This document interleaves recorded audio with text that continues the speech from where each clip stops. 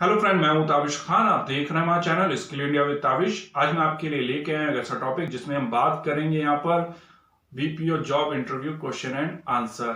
इसके रिगार्डिंग मैं आज आपको बताऊंगा इस वीडियो के अंदर कि अगर आप किसी भी बीपीओ में जॉब इंटरव्यू के लिए जाते हैं, ठीक है, तो आपसे कॉमनली कौन से क्वेश्चन ज्यादातर पूछे जाते हैं, उन क्वेश्चन को आज मैं आपके साथ शेयर करूंगा इस वीडियो के अंदर फ्रेंड।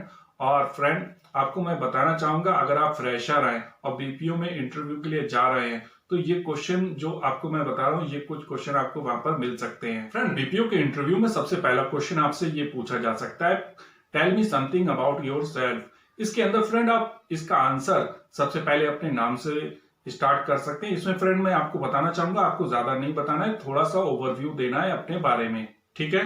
तो आप इसमें अपना नाम बता सकते हैं, आपकी जो भी एजुकेशन है उसको बता सकते हैं, हायर एजुकेशन, ठीक है। उसके बाद में अपना एक्सपीरियंस बता सकते हैं, अगर आपके पास एक्सपीरियंस है तो बता सकते हैं, अगर आप फ्रेशर हैं तो इस चीज को छोड़ सकते हैं। उसके बाद में आप अपनी फैमिली की डिटेल दे सकते हैं और साथ में अपनी हॉबीज भी बता सकते हैं। इसके बाद में हम बात करते हैं सेकंड क्वेश्चन आपसे क्या पूछा जा सकता है। साथ ही साथ फ्रेंड, सेकंड क्वेश्चन स्टार्ट करने से पहले आप सभी से एक रिक्वेस्ट करना चाहूंगा, अगर आप हमारे चैनल पर न्यू है तो प्लीज हमारे चैनल को सब्सक्राइब जरूर कीजिएगा, साथ में बेल आइकन को जरूर दबाएगा ताकि इस तरीके की जितने भी हम वीडियो ला रहे हैं उनके नोटिफिकेशन आप तक पहले से पहले पहुंच सके। What do you know about BPO.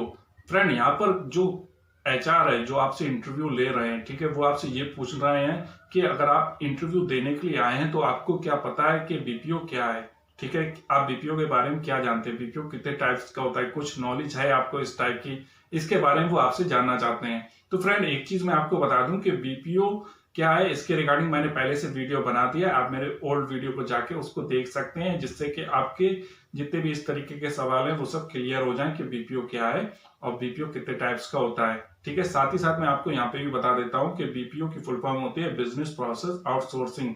इसका मतलब ये होता है किसी भी काम को हम अपने काम को जो है किसी और कंपनी से अच्छे से करवाएं, या फिर हम किसी जो बीपीओ का वर्क करती हैं कंपनीज, ठीक है, उनको मैंने अपने काम को, जैसे अगर मेरा कोई पेरोल मैनेजमेंट से रिलेटेड काम है, ठीक है, मेरी अपनी कंपनी है, उसका पेरोल मैनेजमेंट का कोई वर्क है, वर्क थोड़ा सा हो या ज्यादा हो, ठीक है, उसको मैंने क्या करा, बीपीओ को दे दिया। बीपीओ ने उसकी जो बीपीओ के पास क्या होता है कि उससे रिलेटेड स्पेशल टीम होती है, ठीक है, वो स्पेशली उस वर्क को करते हैं डेली, तो उसको उन्होंने काम को किया और काम करके मुझे रिपोर्ट दे दी, ठीक है। तो ये बीपीओ का काम होता है। फ्रेंड्स, सरल शब्दों में कहें तो हम ये कह सकते हैं कि अपने काम को किसी और कंपनी से अच्छे से काम को करवाना, ये आउटसोर्सिंग में आता है। फ्रेंड, इसमें जो वर्क होता है जो बीपीओ के अंदर, वो ये होता है, पहला होता है बैक ऑफिस, दूसरा होता है फ्रंट ऑफिस, तीसरा होता है फॉरेन आउटसोर्स। तो फ्रेंड, बैक ऑफिस के अंदर पेरोल से रिलेटेड वर्क आता है, फ्रंट ऑफिस के अंदर आपका फीडबैक, मार्केटिंग, सर्वे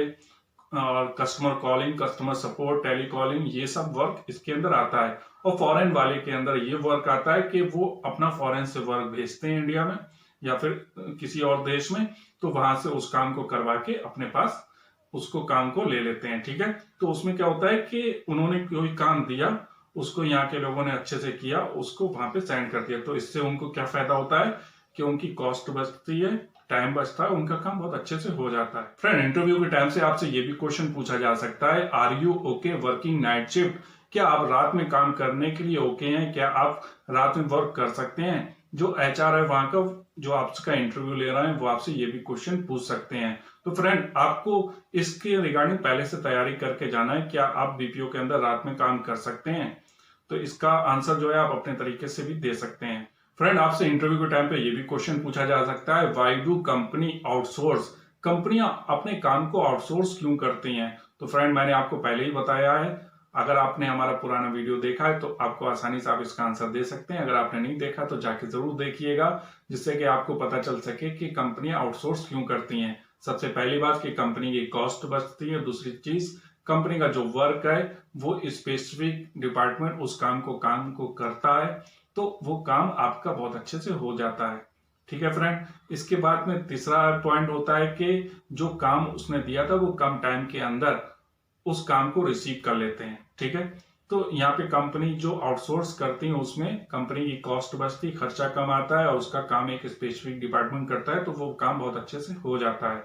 तो बीपीओ, इसीलिए बीपीओ को कंपनी जो है अपना वर्क देती है, आउटसोर्स करती हैं, ठीक है फ्रेंड।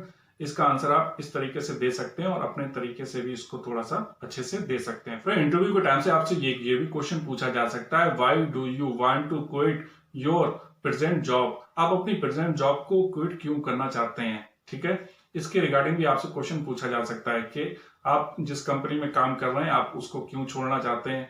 ठीक है, अगर आप वहां पर ये कहते हैं कि सैलरी से रिलेटेड इशू आ रहा है कि हम सैलरी के रिगार्डिंग यहाँ पर सैलरी मुझे ज्यादा मिल रही है, वहां पर मुझे कम मिल रही है, इसलिए मैं इस कंपनी को छोड़ना चाहता हूँ, तो वो कंपनी वाले ये सोचेंगे कि अगर कहीं को आपको यहाँ से ज्यादा किसी और कंपनी में सैलरी मिलती है तो आप वहां पे भी जा सकते हैं इस कंपनी को छोड़ के, यानी कि आप 3-4 महीने से ज्यादा इस कंपनी में काम नहीं करेंगे। तो फ्रेंड, जो एचआर होता है उसके दिमाग में इस टाइप की भी जो बात है वो आ सकती है।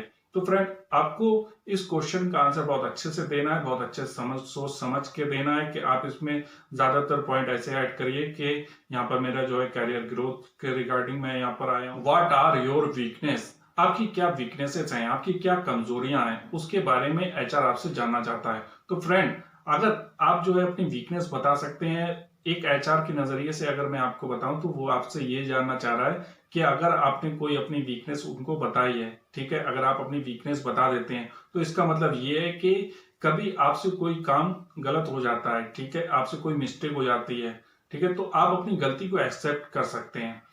अगर आप अपनी वीकनेस बता सकते हैं तो आप अपनी गलती को भी एक्सेप्ट कर सकते हैं। एचआर यहाँ पर ये जानना चाह रहा है, इसलिए वो आपसे वीकनेस पूछ रहे हैं।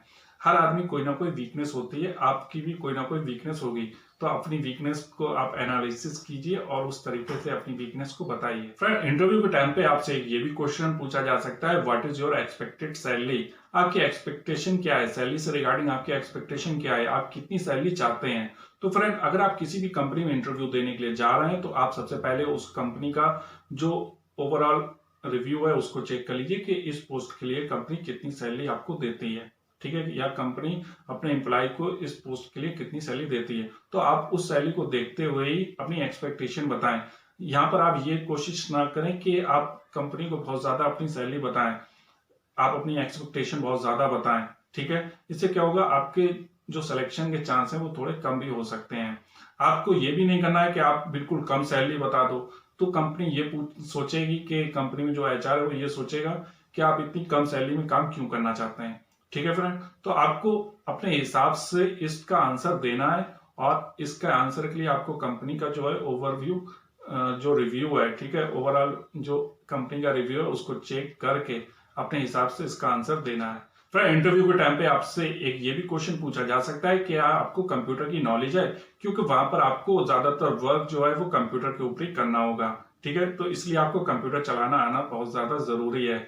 अगर आपने कंप्यूटर का कोर्स नहीं किया है, आपको कंप्यूटर की नॉलेज नहीं है, तो आप कंप्यूटर का कोर्स कर लीजिए, उसकी तैयारी कर लीजिए, ठीक है, कि ताकि आप जब इंटरव्यू के टाइम पे जाएं और आपसे कंप्यूटर चलवाया जाए तो वो आपको आता हो, जिससे आपके सिलेक्शन के चांस बढ़ सके। फ्रेंड, इसके बाद में हम बात करते हैं नेक्स्ट क्वेश्चन। इंटरव्यू के टाइम से आपसे ये भी क्वेश्चन पूछा जा सकता है, do you know responsibilities of a chat and voice process? क्या आपको पता है कि जो चैट प्रोसेस है, वॉइस प्रोसेस है, उसके अंदर रिस्पॉन्सिबिलिटीज क्या क्या होती हैं, ठीक है। या फिर आप जैसे पहले मैं आपको ये बता दूं कि जो बीपीओ होता है उसमें इनबाउंड होता है, आउटबाउंड प्रोसेस होती है, ठीक है।